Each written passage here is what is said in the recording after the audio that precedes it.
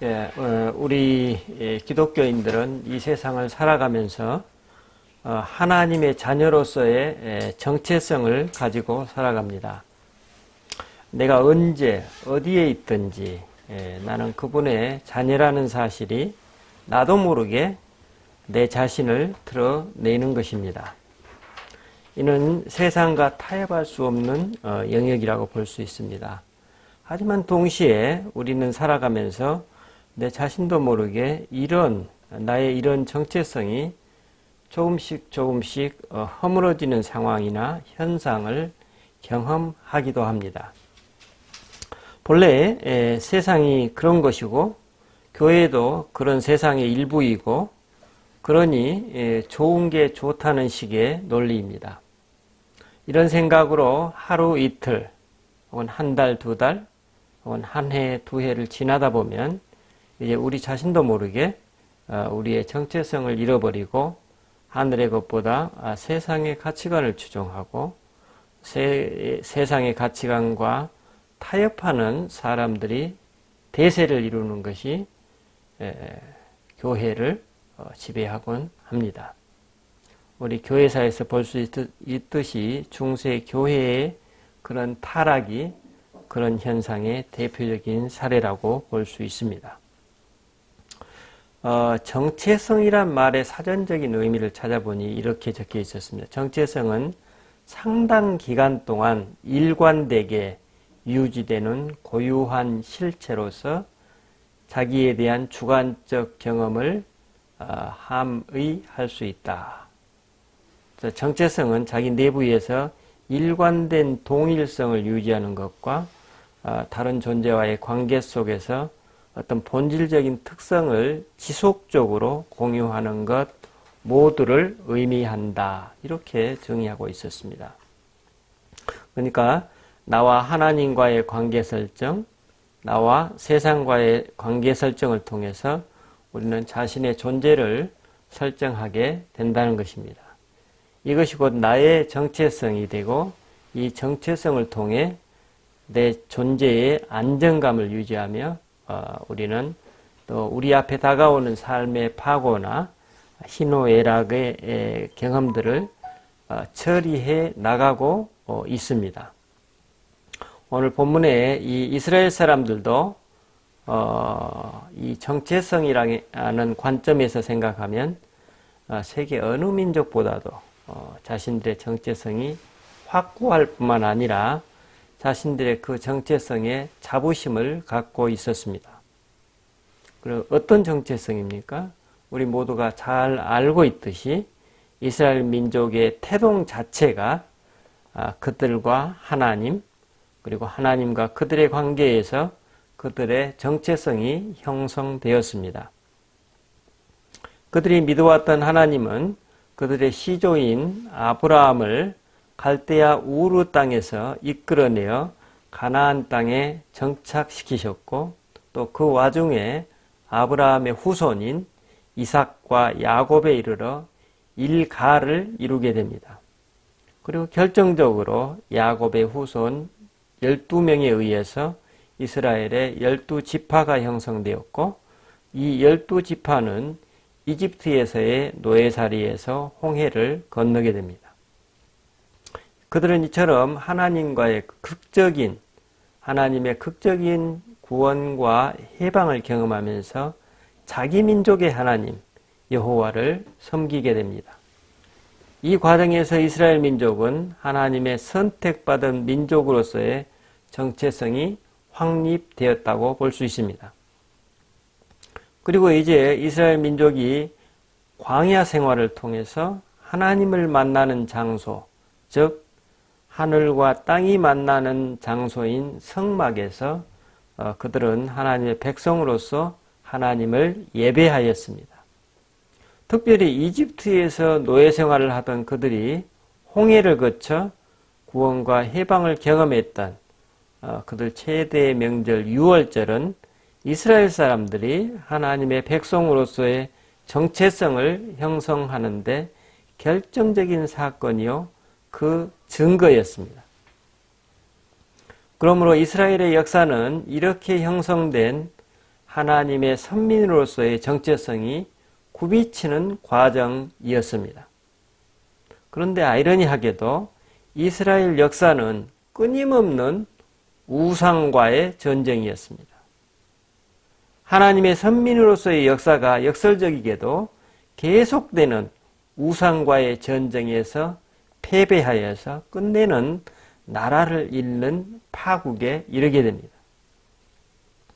우리는 어쩌면 바로 이 지점에서 신앙인으로서의 오늘 우리 자신의 모습을 되돌아보게 됩니다. 이스라엘 역사의 이 객관적인 사실은 오늘 우리에게 하나님의 자녀로서 살아간다는 것이 무엇인지 깊은 암시를 주고 있습니다. 즉, 이 말은 우리가 하나님의 자녀인 기독교인이기에 오히려 우리는 살아가는 내내 우상과 치열한 싸움을 앞두고 있고 그 싸움에 매우 시달릴 것이라는 의미입니다. 여러분, 우상의 의미라는 것이 무엇입니까? 나무, 돌, 쇠붙이, 흙 따위로 만든 신이나 사람의 형상이라고 말하고 있습니다. 즉, 신처럼 숭배되는 대상이 되는 그 물건이나 사람을 뜻합니다. 우리가 잘 알고 있듯이 십계명의 제1계명이 바로 너희는 나 이외에 다른 신을 섬기지 말라는 것이었습니다. 그런데 하나님의 선민이라는 이스라엘의 그 역사야말로 끊임없는 우상과의 싸움이었다니 얼마나 의미심장합니까? 그렇다면 이스라엘은 왜 하나님이 그토록 싫어하시는 우상을 놓지 못하였을까요? 여러분, 우리 인간의 본성이 그렇습니다. 우리의 생득적 조건이 잠시의 틈도 없이 늘 나에게 알맞을 것 같은 하나님 아닌 그 무엇, 즉 우상을 찾고 있고 지속적으로 그것에 갈증을 느끼며 살게 된다는 것입니다. 그러므로 역설적이긴 하지만 나는 이제 우상으로부터 자유로워졌다 라는 생각이 들면 나는 벌써 어떤 위험에 처해 있다는 사인입니다. 저 사람은 우상에 빠져 있군 이라고 내가 속갯말을 하고 있다면 혹시 내가 이미 보이지 않는 어떤 우상에 빠져 있지 않는지 살펴보아야 한다는 의미일 것입니다. 말하자면 악한 영은 지독히도 치밀하고 그럴싸하게 우리의 눈과 감각과 생각을 속여서 하나님 아닌 것을 하나님으로 착각하도록 만들어 버린다는 것입니다. 이처럼 마귀가 하나님 아닌 것을 하나님처럼 만들어 버리는 대상을 우리는 오늘 우상이라고 말합니다. 오늘 본문의 제사장들은 이스라엘 사람들이 우상에 빠지지 않도록 가르치고 안내해야 하는 사람들이었습니다. 본문 바로 직전에 사도행전 5장 17절로 18절 말씀에 보면 대제사장들과 사두개파 사람들이 분에 차서 복음을 전하는 사도들을 감옥에 가두었습니다. 여기서 분에 차서라고 번역한 단어는 종종 열심, 즉 열렬하고 열성적인 태도를 뜻한다고 합니다. 그러므로 대제사장들과 사두개인들은 당시 그들의 입장에서 볼 때 하나님의 영광을 위한 열심으로 사도들을 제압하려 했습니다. 이들은 하늘과 땅이 만나는 장소인 성전과 율법에 대한 열심을 가지고 자신들의 책무에 힘쓰고 있는 것입니다. 그들은 하나님의 선민으로서 성전, 거룩한 땅, 율법, 그리고 그들의 정체성을 보호, 유지하는 것이 자신들의 책무에 맞는 것이었고 또 이에 도전하는 사람이나 대상은 곧 하나님께 도전하는 것과 같았습니다. 따라서 그들은 하나님께 도전하는 대상을 타협 없이 진압해야 하는 것입니다. 오늘 본문에서의 도전은 이들 권력층을 향한 사도들의 도전이었습니다. 이들에게 권력이 있었던 이유는 이 사람들이 가장 거룩한 장소인 성지의 수호자였기 때문이었습니다. 그러므로 이들은 새로운 하나님 나라 운동을 전개하고 있는 사도들을 계속 방치할 수 없었습니다. 그러니까 사도들에게 있어 하늘과 땅이 만나는 그 공존하는 것은 이제 꼭 성전만이 아닌 각 사람, 성도 각 사람의 영혼 안에 성소이기 때문입니다. 그러므로 그들의 입장에서 사도들을 그냥 내버려 두면 하나님의 영광에 손상을 입힐 수 있고 이스라엘을 잘못된 길로 인도할 수 있기 때문이었습니다. 그러니까 기존의 체제를 유지해야 하는 그들의 입장에서는 이 운동을 주도하는 사도들은 매우 위험한 체제 전복 세력이었고 이들은 최선을 다해 이 불순한 세력을 진압해야 했습니다. 그들은 자신들의 뜻을 강제할 수 있는 경비병들이 있었고 또 철통 같은 감옥을 관장하고 있었습니다. 이들은 지금 자신들의 정체성과 책무에 맞게 행동하고 있었습니다. 적어도 그들의 생각에는 그렇습니다. 하지만 이들은 실상 어떻습니까? 하나님을 섬기는 것이 아니라 하나님을 상징하는 성전과 율법을 권력화하여서 우상을 섬기고 있었던 것입니다. 이들은 하나님 그분보다는 그분을 상징하는 것들을 수단으로 삼아서 권력에 더 집착하고 있었습니다. 하지만 이에 대비되는 사도들은 어떻습니까? 사도들은 지금까지 본 적 없는 완전히 새로운 방식으로 사는 사람들이었습니다. 그러니까 이전까지 이렇게 사는 사람들은 없었습니다. 이 사람들의 존재와 삶의 방식은 이들을 만나는 사람들에게 커다란 도전이 되었습니다. 제자들이 살아가고 있는 삶의 방식은 상상해 본 적도 없고 그 누구도 시도해 본 적이 없는 삶의 방식이었습니다. 우리 사도행전에 보면 이런 내용이죠.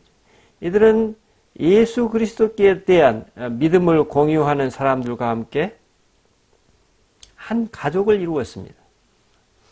그들은 실제로 형제요 자매로서 세상과 삶을 공유하는 새로운 삶을 살아가고 있었습니다.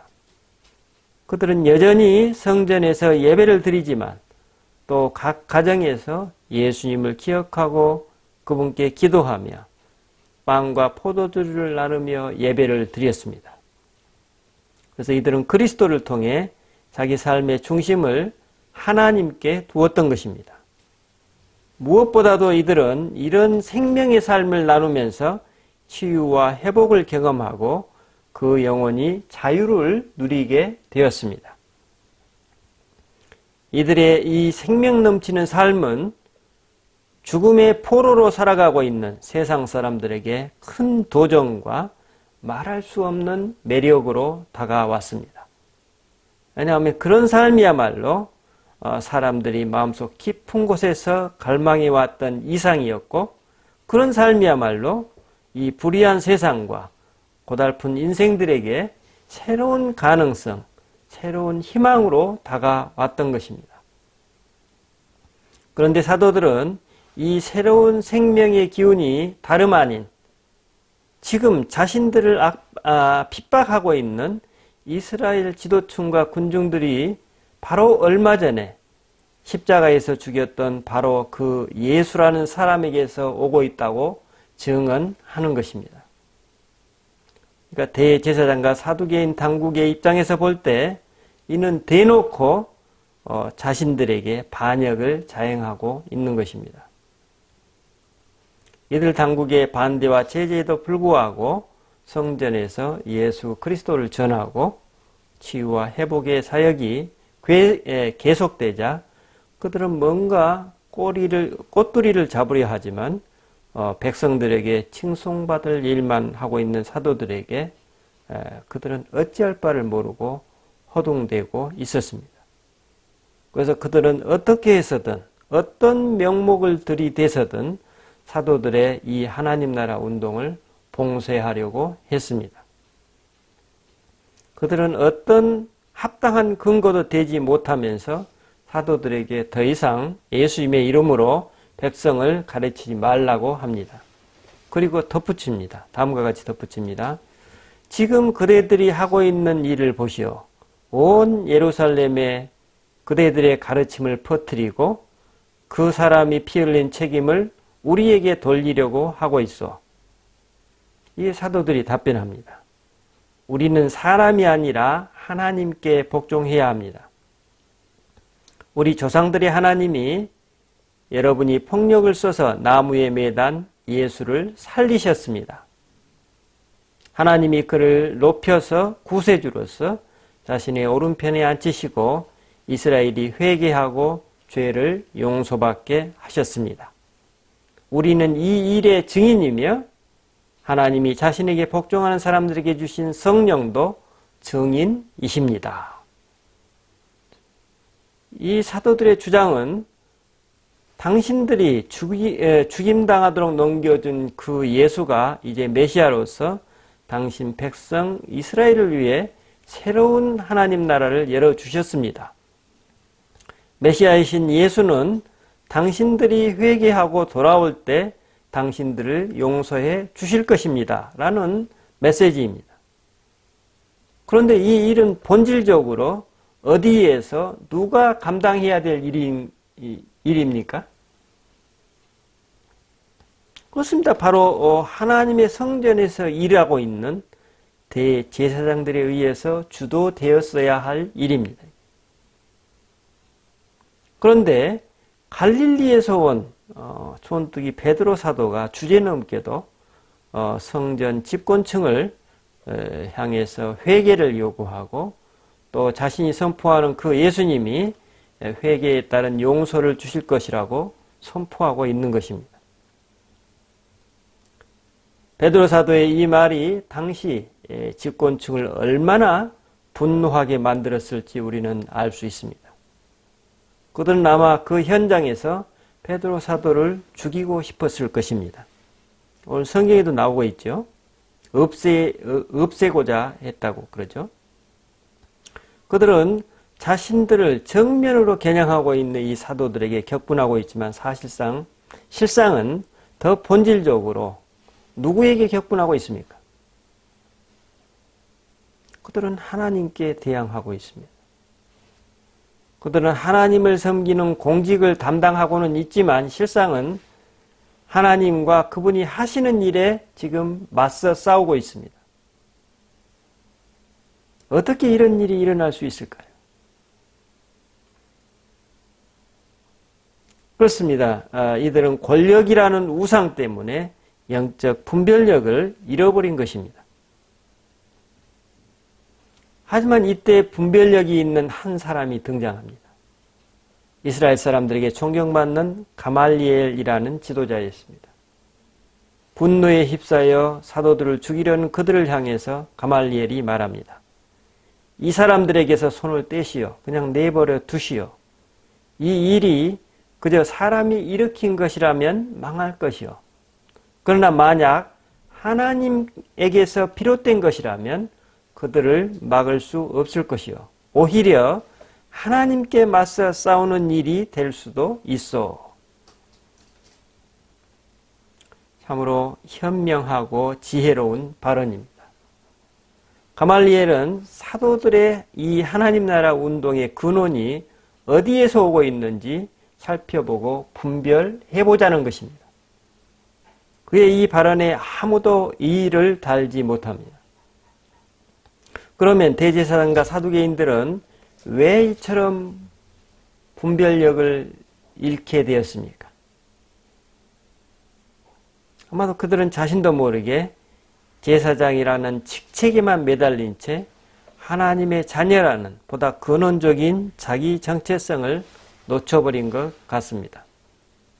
그들은 말로는 하나님의 대리자들이었지만 실상은 당시 사회문화의 물결에 이리저리 떠다니는 부유물처럼 살았던 것입니다. 그래서 상황과 환경에 따라 온 자신의 이해관계에 따라 시시각각의 사건들과 일들을 바라보고 판단해버렸던 것입니다. 하나님 백성이라는 정체성을 놓친 사람들은 필연적으로 하나님이 아니라 우상을 섬기게 된다는 것입니다. 이스라엘 당국은 이 가말리엘의 이 말, 그것이 어디에서 왔는가 하는 질문에 직면해야 했습니다. 왜냐하면 이 질문이야말로 신앙인이 이 세상과 또 자기 앞에 펼쳐지고 있는 일들을 분별하는데 가장 핵심적인 분별의 척도이기 때문입니다. 이 분별의 원리는 일찍이 예수님께서 누가복음 20장 1절로 7절에서 말씀하신 바 있습니다. 똑같은 이스라엘 당국의 대표자들이 예수님께 이 본문에 보면 질문합니다. 당신이 무슨 권위로 이 일을 하는가? 이 권위를 준 이가 누구인가? 라고 질문합니다. 이에 예수님이 세례 요한의 사역을 두고서 그들에게 맞받아치십니다. 나도 한 말을 너희에게 묻겠으니 내게 대답하라. 이 모든 것이 어디에서 온 것이냐? 하나님에게서 온 것인가? 아니면 사람으로부터냐? 이렇게 맞받아치십니다. 그들은 예수님께도 그랬듯이 또 오늘 본문의 이 가말리엘의 질문과 사도들의 도전에도 역시 어떻습니까? 그 질문을 외면해버리고 맙니다. 만약 그들이 정말 그것이 어디에서 온 것이냐는 이 질문에 직면해서 분별해냈다면 어떻게 될까요? 이후의 일은 어떻게 전개되었을까요? 만약 예를 들어서 사도들의 증언이 거짓이었다면 그들은 목숨을 걸고 이 새로운 운동을 막아야 했을 것입니다. 하지만 반대로 사도들의 증언이 하나님의 일로 판명이 났다면 어떻습니까? 비록 자신들이 부끄럽고 불편할지라도 그것을 받아들여야 마땅할 것입니다. 이것이 하나님의 사람들이 살아가는 방식입니다. 즉 하나님의 나라가 내가 원하는 방식으로 오지 않더라도 이를 받아들이고 이에 함께 동참하는 것이 진정 하나님 나라의 백성일 것입니다. 그러나 이들은 하나님의 뜻을 분별하는 대신 자신들의 선입견과 편견으로 또 자신들의 세계관으로 사도들을 불온한 세력으로 단정해버립니다. 이들은 사실상 영적인 죄에 빠져버린 것입니다. 오늘 우리 현대교회는 육적인 죄는 끔찍하게 여기고 수치스럽게 여기지만 오만이나 교만 같은 영적인 죄에 대해서는 그다지 중요하게 생각하지 않은 것 같습니다. 하지만 예수님은 육적인 죄보다 오히려 영적인 죄악을 가장 미워하셨습니다. 예수님께서는 육적인 죄를 짓는 사람들은 우리가 성경에서 봤을 때 저주하지 않으셨습니다. 하지만 영적인 죄를 짓는 자들을 향해서 예수님께서는 위선자들, 눈먼 인도자들이라고 혹독한 저주를 하셨습니다. 왜 그러셨을까요? 여러분, 영적인 죄는 사랑을 없애버리기 때문입니다. 오늘 이 본문 가운데 사랑이 어디에 있습니까? 여러분, 이런 의미에서 영적인 죄는 육적인 죄보다 훨씬 더 파괴적이라고 볼 수 있습니다. 어느 작가는 이렇게 썼습니다. 영적인 죄야말로 가장 나쁜 죄다. 남을 단죄하고 비난하는 죄, 선심을 쓰는 채 하면서 우월감을 느끼는 죄, 권력을 즐기면서 남을 깔아뭉개고 이용하는 죄가 가장 나쁜 죄라고 말을 했습니다. 적어도 이스라엘 지도층이 보기에 사도들의 사역은 합법적인 경로를 통해 이루어지지 않았습니다.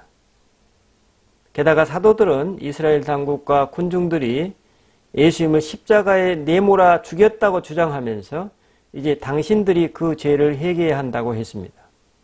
그들은 사실상 사도들이 자신들을 범죄자로 취급하고 있다고 간주했을 것입니다.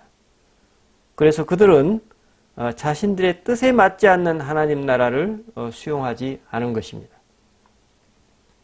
그런 결과로 그들은 자칭 타칭 하나님의 일을 하는 사람들이었으나 실상은 하나님께 대항하는 영적인 죄에 빠지게 된 것입니다. 그 사람이 어떤 직분이건 얼마나 오랜 기간 동안 하나님을 섬겨왔건 분별력을 잃어버린 사람은 이처럼 하나님과 하나님의 일에 반하는 사람, 우상을 섬기는 사람으로 변질될 수 있음을 오늘 본문이 보여주고 있습니다. 이에 반하여 사도들은 자신들이 직면한 삶과 세상을 어떻게 바라보고 분별하고 있습니까? 29절에서 베드로와 사도들이 말씀하고 있습니다. 이렇게 말합니다. 우리는 사람이 아니라 하나님께 복종합니다. 우리는 이 일의 증인이며 하나님이 자신에게 복종하는 사람에게 주신 성령도 증인이십니다. 그러니까 제자들의 이 증언은 하나님의 자녀라는 자신들의 정체성을 드러내고 있습니다. 아주 분명하게 드러내고 있습니다. 그리고 모든 분별의 기준이 자신들에게 임한 성령 하나님이심을 증언하고 있습니다.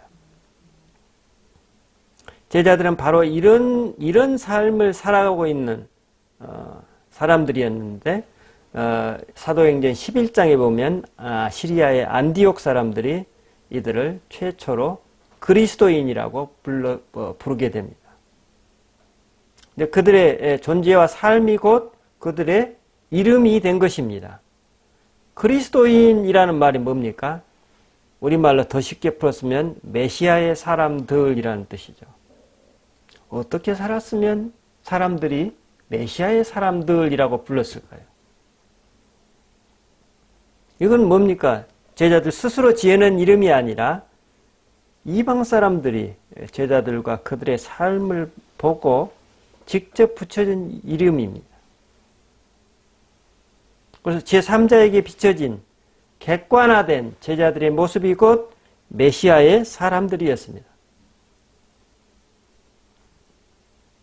여러분, 우리는 제자들의 존재 방식과 삶의 방식, 그리고 이에 대비되는 대제사장들과 사두개인들의 모습을 통해서 어떻게 우리의 정체성을 지키며 살아갈 수 있는지, 그리고 이를 위해 어떻게 분별의 삶을 살아갈 수 있을지에 대한 가르침을 받습니다. 우리가 이미 구원을 경험한 신앙인이라고 해서 우리의 분별력이 영원히 지속되거나 또 우리의 그 정체성이 영구 불변하지 않을 수도 있다는 것입니다. 오늘 본문은 시간만 나면 말씀을 연구하고 성전에서 예배하는데 일평생을 바친 사람들이 어떻게 하나님을 대항하는 사람들로 변질될 수 있는지 보여주고 있습니다. 저처럼 목회의 직분을 감당하고 있는 사람들에게 매우 의미심장한 대목입니다. 오늘 본문 속의 사도들과 가말리엘에게서 배울 수 있는 부분이 무엇인가요? 우리가 어떤 일이나 상황 속에서 혼란과 혼돈을 느낀다면 내가 하나님의 자녀로서 과연 그것이 어디에서 왔는가라는 질문을 품고 잘 살펴볼 필요가 있다는 것입니다. 사도들은 이런 분별의 삶을 살았기에 그처럼 무시무시한 공포 속에서도 날마다 성전에서, 가정에서 예수가 메시아라고 가르치고 선포했습니다. 각 가정에서 또한 예배를 드렸습니다. 그래서 이들의 담대하고 창의적인 삶을 바라보면서 사람들은 그들에게서 복음을 발견하게 되었고 그들은 사람들의 희망이 되었습니다. 기도하십시다. 주님, 우리는 오늘도 파상적인 세상의 유혹과 협박의 위험 속에서 살아가고 있습니다. 세상의 영은 우리 생명을 협박하며 우리를 혼란 속에 몰아넣고 자신을 섬기라고 몰아붙이고 있습니다. 주님, 이 모든 것이 어쩌면 우리가 당신의 자녀로서의 정체성을 놓쳐버릴 때 우리들의 분별력을 잃은 모습입니다. 주님, 우리가 시도 때도 없이 우상과 싸우는 지루한 삶을 살아갈 것이 아니라 매일 매순간 당신의 영으로 충만하게 살 수 있도록 도와주십시오. 그래서 우리를 늘 당신 안에 머무르는 그런 복 속으로 우리를 인도하여 주시옵소서. 우리 주 예수 그리스도 이름으로 기도드립니다. 아멘.